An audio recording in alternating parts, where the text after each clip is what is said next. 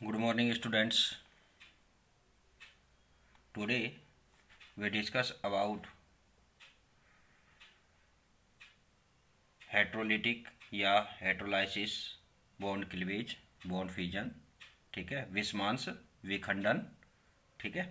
तो आज अपन इस पर डिस्कस करेंगे। जो लास्ट वीडियो था उसमें मैंने आपको समांश विखंडन या होमोलिटिक फ्यूजन पर अपने डिस्कस किया था, ठीक है।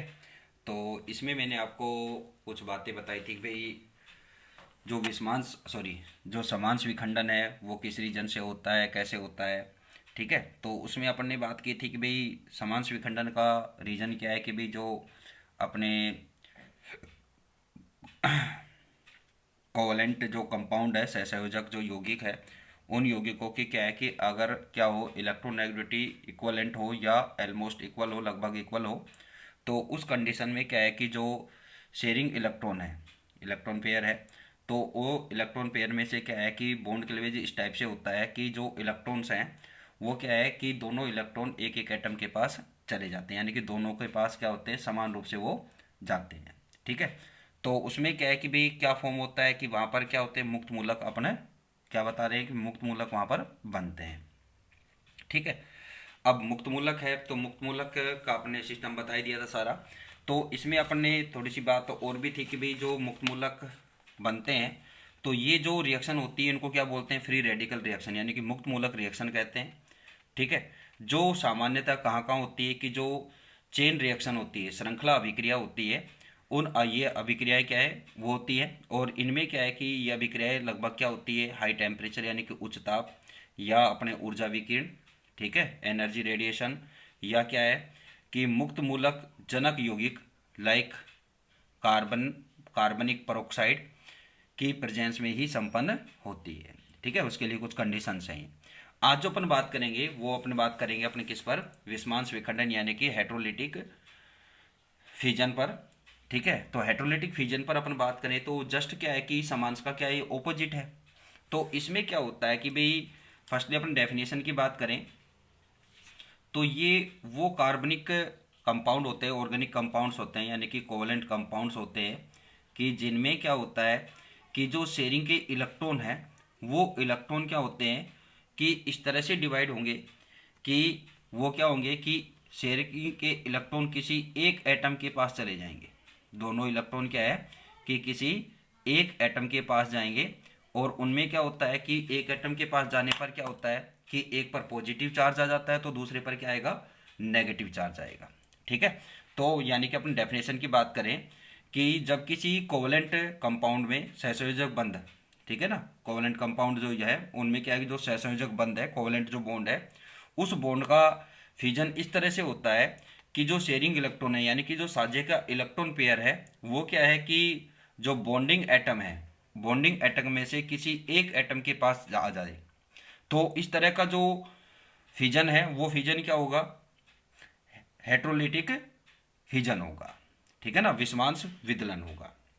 जैसे आपको यहाँ पर एक जनरल एग्जांपल लिया है कि भाई यहाँ पर क्या है, कार्बन है और एक्स, अपने कोई भी अपने एक ऐसा अपन वो ले लेते हैं कि कोई भी एक कंपाउंड है कि जिसकी इलेक्ट्रोनेगेटिविटी कार्बन से ज़्यादा है, ठीक है।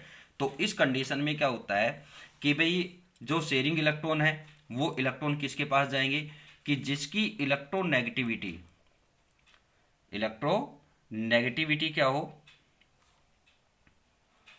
ज़्यादा हो, यानी कि मोर हो, अधिक हो, ठीक है। तो उसके पास क्या है कि जो शेयरिंग इलेक्ट्रॉन है वो उसके पास जाएंगे, क्योंकि इलेक्ट्रोनेगेटिविटी के रीजन से क्या है कि आपको पता है कि जिसकी इलेक्ट्रोनेगेटिविटी ज़्यादा होगी, विद्युत ऋणात्मकता जितनी ज़्यादा होगी, वो क्या है कि साझे के इलेक्ट्रॉनों को यानी कि शेयरिंग के इलेक्ट्रॉनों को अपनी ओर ज़्यादा क्लोजेस्ट रखता है, उसके ज़्यादा क्लोज में हो जाते हैं, यानी कि वो अपनी ओर उसको अट्रैक्ट करता है इलेक्ट्रॉन्स को, ठीक है। तो इस बेस पर ये क्या है कि इस रीजन से क्या होता है कि विषमांश विखंडन यानी कि हेट्रोलिटिक फिजन यहाँ पर होता है, ठीक है। अब यहाँ पर जो बात आती है कि हेट्रोलिटिक फिजन का जो रीजन है उसके दो रीजन है यहाँ पर, कि इसके दो कारण होते हैं कि भाई दो कारण कौन कौन से हैं। तो फर्स्ट रीजन तो क्या होता है कि इससे जुड़ा हुआ यानी कि सहसंयोजक जो बंध है उससे जुड़ा हुआ क्या है कि कार्बन परमाणु से अधिक क्या हो कि विद्युत ऋणी वाला कोई इलेक्ट्रॉन आकर्षित करने वाला कोई एटम जुड़ा हुआ है, तो वो क्या है कि उस कंडीशन में क्या होगा कि कार्बन एटम पर तो क्या आ जाएगा, पॉजिटिव चार्ज, और अदर एटम पर क्या आ जाएगा, नेगेटिव चार्ज। अब ये तो क्या होगा, कार्ब कैटायन, ठीक है, और ये क्या हो जाएगा, एक नेगेटिव चार्ज वाला कोई भी, जैसे अपन यहाँ पर हेलोजन ले लेते हैं, तो हेलोजन की इलेक्ट्रोनेगेटिविटी क्या होती है, ज़्यादा होती है, तो वो शेयरिंग के इलेक्ट्रॉनों को अपनी ओर ले जाए खींचता है, तो शेयरिंग के इलेक्ट्रॉन क्या है कि बॉन्ड क्लीवेज होने पर वो इसी के साथ जाएंगे।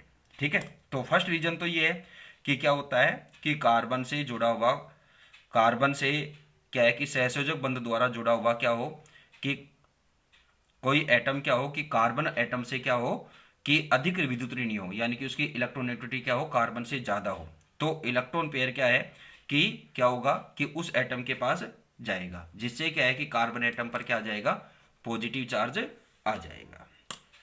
ठीक है, फिर दूसरा रीजन क्या होता है कि भाई दूसरा रीजन क्या है, इसका ऑपोजिट सिस्टम हो जाएगा कि जब कार्बन से जुड़ा हुआ जो अदर एटम है उसकी इलेक्ट्रोनेगेटिविटी क्या हो, कार्बन से कम हो, यानी कि अपन यहाँ पर क्या है कि अदर एटम को अपन यहाँ पर सपोज कर लेते हैं, वो क्या है, इसके साथ जुड़ा हुआ एटम वो क्या है, वाई है।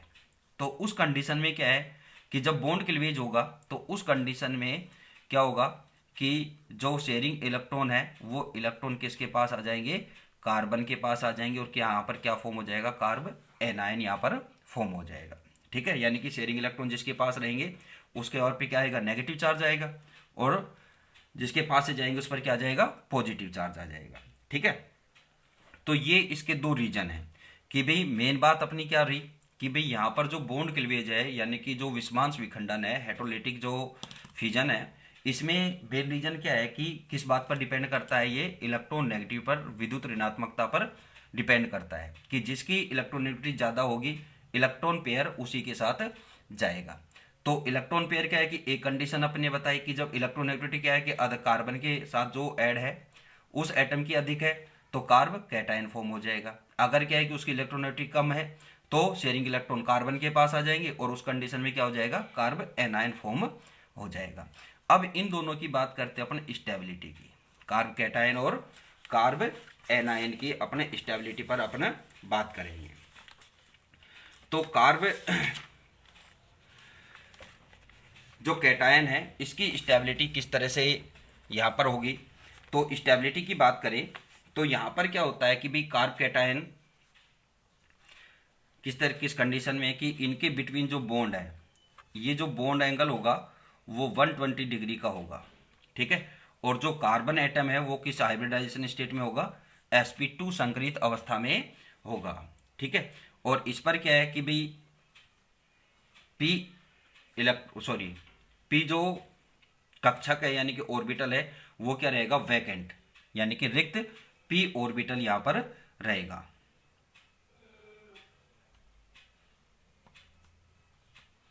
पी ऑर्बिटल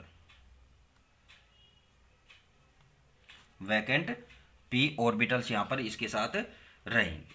ठीक है, अब यहां पर क्या है कि भाई जो कार्ब कैटायन यहाँ पर फॉर्म हुआ है ये भी क्या है कि एक इलेक्ट्रॉन डेफिशिएंट यानी कि इलेक्ट्रॉन न्यून स्पीसीज होगी यहाँ पर। ठीक है, अतः ये वह प्रभाव जो क्या है कि कार्ब कैटायन के जो इलेक्ट्रॉन न्यूनता है, इलेक्ट्रॉन डेफिशिएंसी है, उसको कम करते हैं, यानी कि वो इसके स्थायित्व को बढ़ाते हैं। तो वो क्या है कि कौन कौन से होंगे कि भाई अब इसमें क्या है कि भाई इलेक्ट्रॉन डेफिशिएंट जो यानी कि इलेक्ट्रॉन न्यूनता है उसको कौन कौन से एटम्स यानी कि कौन कौन चीज़ें कम कर सकती है। तो इसमें सबसे पहली बात आती है कि भाई अपन ने जो लास्ट वीडियो में बात की थी कि भाई स्टेबिलिटी के लिए उसमें क्या है कि प्रेरणिक प्रभाव होता है। तो प्रेरणिक प्रभाव के अकॉर्डिंग अपन बात करें कि जब कार्ब कैटायन पर क्या होता है कि Maithil group, number of Maithil group increase होते हैं, क्या होते हैं, number of Maithil group increase होते हैं, तो उस कंडीशन में क्या होती है, इसकी स्टेबिलिटी बढ़ती जाएगी।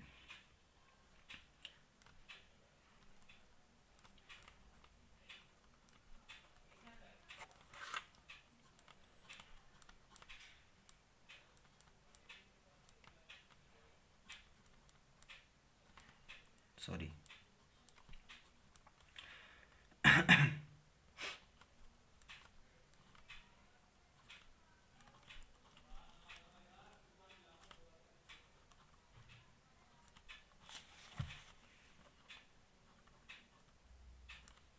ठीक है भाई, ये कार्ब कैटायन की क्या है कि इनका एक क्या हो जाएगा, इनकी स्टेबिलिटी का सीक्वेंस हो जाता है, जो किसके रीजन से है, प्लस आई इफेक्ट, ठीक है ना, कि प्रेरणिक प्रभाव, इंडक्टिव जो इफेक्ट है उसके रीजन से क्या होगा कि इसकी इलेक्ट्रॉन न्यूनता क्या होती जाएगी, कम होती जाएगी। यानी जैसे जैसे इस पर मैथिल ग्रुप ऐड होंगे तो वो क्या करते जाएंगे, इसकी इलेक्ट्रॉन न्यूनता को क्या करेंगे, कम करेंगे, जिससे क्या है कि इसकी स्टेबिलिटी बढ़ती जाएगी। जैसे ये कौन सा है, मैथिल है, फिर कौन सा है, एथिल है, फिर आइसोप्रोपिल और टर्सरी ब्यूटिल।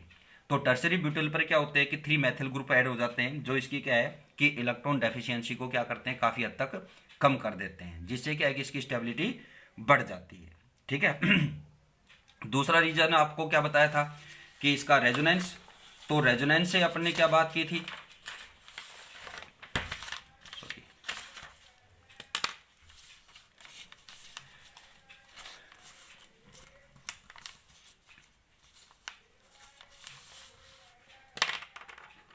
तो रेजोनेंस पर अपन बात करेंगे। अनुनाद या आपने क्या बताया था, रेजोनेंस या हाइपर कॉन्जुगेशन। सेकंड रीजन क्या है इसकी स्टेबिलिटी का, रेजोनेंस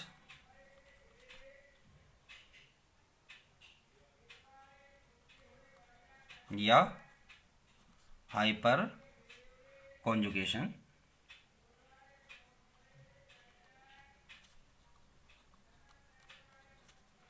अनुनाद या अति संयुग्मन। ठीक है, तो अनुनाद या अति संयुग्मन में आपको बताया था कि भाई क्या होता है कि इसमें कौन पार्टिसिपेट करता है, बीटा हाइड्रोजन इसमें पार्टिसिपेट करते हैं। ठीक है, तो उस कंडीशन में यहाँ पर क्या होगा कि भाई बात क्या होती है कि भाई मुक्त मूलक जो यहाँ पर फॉर्म होंगे, वो मुक्त मूलक क्या है कि कार्ब कैटायन है। भाई जैसे मुक्त मूलकों में होता है उसकी तरह क्या है यहाँ पर कार्ब कैटायन होता है। तो कार्ब कैटायन में क्या है कि बीटा हाइड्रोजन परमाणु के क्या है, बीटा हाइड्रोजन जो एटम है उनके कॉन्जुगेशन के कारण क्या होगा, हाइपर कॉन्जुगेशन सॉरी के द्वारा क्या होता है, उसमें रेजोनेंस हो सकता है। ठीक है, तो रेजोनेंस के द्वारा क्या है कि इनकी स्टेबिलिटी बढ़ती जाएगी। ठीक है, जैसे आपको पता है कि भी आपको लास्ट वीडियो में बताया था कि भी कार्ब कैटायन,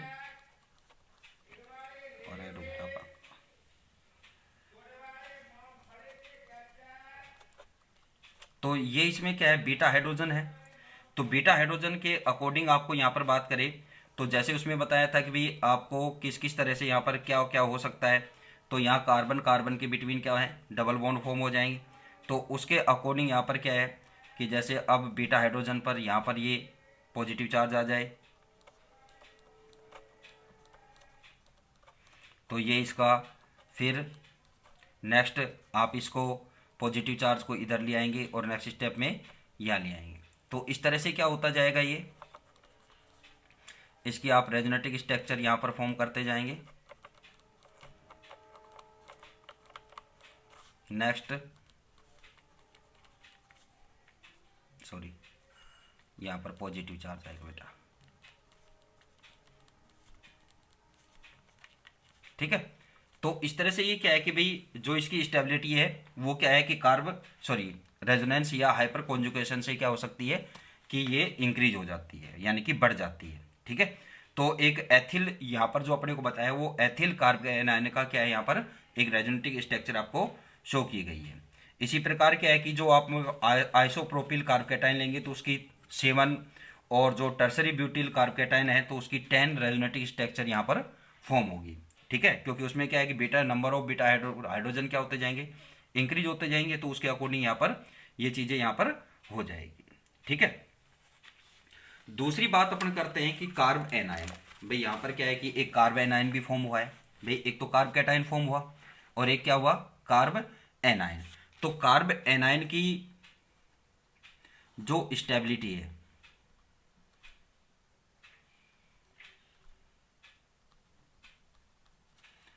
कार्ब एनायन पर अपन बात करें तो इसमें क्या क्या होता है कि इसमें क्या है कि जो कार्बन एटम होता है वो sp3 हाइब्रिडाइजेशन स्टेट में होता है और इनके बिटवीन जो बॉन्ड एंगल होता है वो 109 डिग्री का हो जाता है। इसका रीजन आपको पता ही है कि भाई जो लोन पेयर इलेक्ट्रॉन होता है वो क्या है कि उसका जो सराउंडिंग एरिया है, जो उसका घेराव क्षेत्र होता है वो क्या हो जाता है, बढ़ जाता है। और इस रीजन से क्या है कि लोन पेयर और बॉन्ड पेयर के बिटवीन क्या होता है, रिपल्सन बढ़ता है। भाई आपको पता है कि lone pair bond pair lone pair और बॉन्ड पेयर के बिटवीन जो यहाँ पर रिपल्सन फोर्स होता है, यानी कि प्रतिकर्षण जो बल होता है वो क्या क्या होता है कि लोन पेयर के बिटवीन क्या होता है, सबसे ज़्यादा होता है मैक्सिमम। फिर क्या होता है, लोन पेयर और बॉन्ड पेयर, ठीक है, इनके बिटवीन। और फिर क्या होता है, बॉन्ड पेयर सॉरी। तो इसका सीक्वल ये होता है। तो अब यहां पर क्या है कि भाई लोन पेयर बॉन्ड पेयर है, तो इनके बिटवीन क्या होता है कि एक रिपल्सन होगा, और रिपल्सन के रीजन से क्या है कि बॉन्ड एंगल जो यहां पर वो क्या हो जाता है, कम होकर के 109 डिग्री का हो जाता है। और इस पर क्या है कि एक लोन पेयर इलेक्ट्रॉन अपन इस तरह से यहां पर डिनोटेड कर दे, ठीक है। तो इसमें एक तो क्या है कि अब ये जो स्पीसीज है, यानी कि यहां पर जो कार्ब एनाइन जो यहां फॉर्म हो रहा है, वो क्या है कि एक इलेक्ट्रॉन रिच है। इलेक्ट्रॉन रिच क्या हो जाती है, स्पीसीज हो जाती है, यानी कि इसके पास क्या है कि एक इलेक्ट्रॉन एक्स्ट्रा है, ठीक है। तो एक इलेक्ट्रॉन एक्स्ट्रा होने के रीजन से क्या हो जाता है कि इलेक्ट्रॉन रिच हो जाएगा। तो इलेक्ट्रॉन रिच है तो उस रीजन से भी क्या है कि इसकी स्टेबिलिटी पर इफेक्ट पड़ेगा, ठीक है। एक तो ये बात हो जाएगी। और दूसरी बात क्या है कि अगर इसकी स्ट्रक्चर की बात करें तो इसकी स्ट्रक्चर क्या होती है, पिरामिडल होती है, ठीक है। तो पिरामिडल स्ट्रक्चर है, तो उस रीजन से यहाँ पर क्या है कि अगर इनके स्थायित्व की बात करेंगे तो यहाँ पर जो स्टेबिलिटी होती है वो स्टेबिलिटी क्या है कि जो मैथिल एनायन है इसकी सबसे ज़्यादा होगी, फिर एथिल, फिर आइसोप्रोपिल,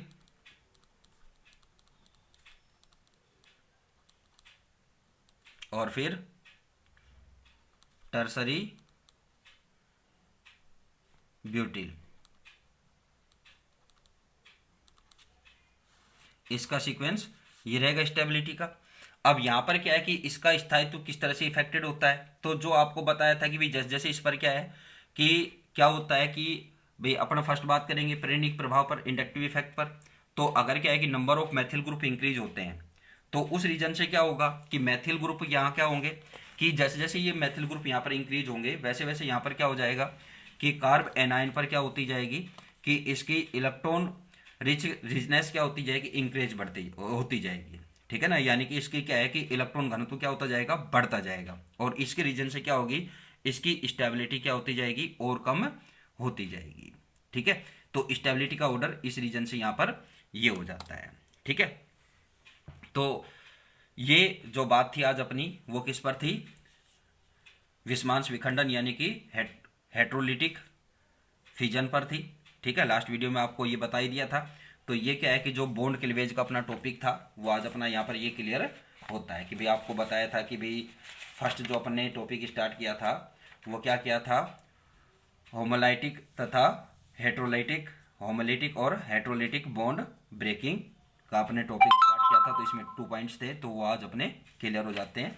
तो नेक्स्ट जो टॉपिक आएगा वो अपना किस पर आएगा कि जो टाइप ऑफ रिएजेंट है, टाइप ऑफ रिएजेंट में अपने को पता है कि न्यूक्लियोफिलिक और इलेक्ट्रोफिलिक रिएजेंट्स होते हैं। तो नेक्स्ट वीडियो में अपन ये छोटी छोटी कुछ डेफिनेशंस सी आएंगी तो उस पर अपना डिस्कस करेंगे, ठीक है। Thank you.